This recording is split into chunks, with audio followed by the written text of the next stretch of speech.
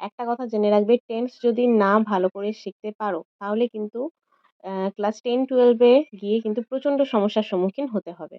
যেটা আমার পড়ানোর লাইফে, টিচিং লাইফে আমি দেখেছি, সেটা তোমাদের সাথে আমি শেয়ার করব। আচ্ছা, টেন্স নিয়ে অনেকেরই অনেক সমস্যা, তাই ভিডিওটা নিয়ে চলে এলাম, শেষ পর্যন্ত কিন্তু দেখতে ভুলো না। টেন্স অর্থাৎ ক্রিয়ার কাল 3 প্রকারের: present tense, past tense, future tense, যেটা ছোটবেলা থেকেই অনেক পড়েছি।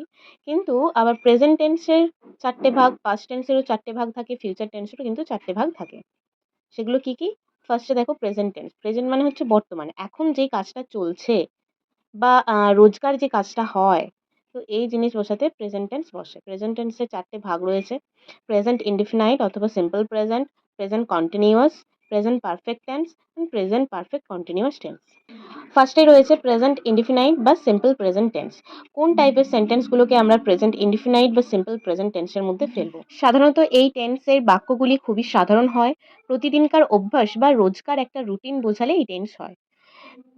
স্ট্রাকচার কি আছে? সাবজেক্ট সিঙ্গুলার যদি হয়, তার সাথে ভার্ব কিন্তু এস বা ইএস, আইএস যোগ হবে, প্লাস অবজেক্ট প্লাস বাকি অংশ বা এক্সট্রা অংশ।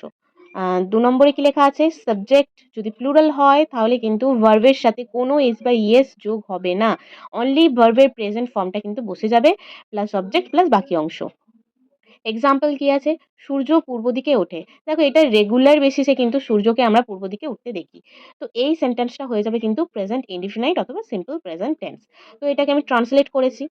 সূর্য, দ্য সান। দ্য সান আছে, সাবজেক্ট সিঙ্গুলার না প্লুরাল? দ্য সান সিঙ্গুলার একটা। তো সিঙ্গুলার হলে ভার্বের সাথে এস বা ইএস বা আইএস যোগ হয়, সেটা ভার্ব অনুযায়ী। তো ওঠে ইংরেজি কি? রাইজ। তো রাইজের সাথে এস যোগ হয়েছে যেহেতু সাবজেক্টটা সিঙ্গুলারে আছে। আর পূর্ব দিকে in the east, the sun rises in the east. Next কি আছে? আমার বাবা প্রতিদিন খবরের কাগজ পড়ে। তো এটা রেগুলার বেসিসে একটা রোজকার প্রতিদিনকার একটা অভ্যাস যে আমার বাবা প্রতিদিন খবরের কাগজ পড়ে। My father reads news paper daily. My father আমার বাবা, সিঙ্গুলার আছে সেজন্য ভার্বের সাথে এস যোগ হয়েছে। আর বাকিটা অংশ যা রয়েছে নিউজ পেপার, অবজেক্ট এবং ডেইলি হচ্ছে বাকি অংশ। নেক্সট আছে আমি প্রতিদিন স্কুলে যাই। I go to school every day. এটাও একটা প্রতিদিনকার অভ্যাস বা রেগুলার রুটিনের মধ্যে পড়ছে। আমি প্রতিদিন স্কুলে যাই। আই ভার্ব কি আছে? যাই, যাওয়া, যাওয়া ইংরেজি গো।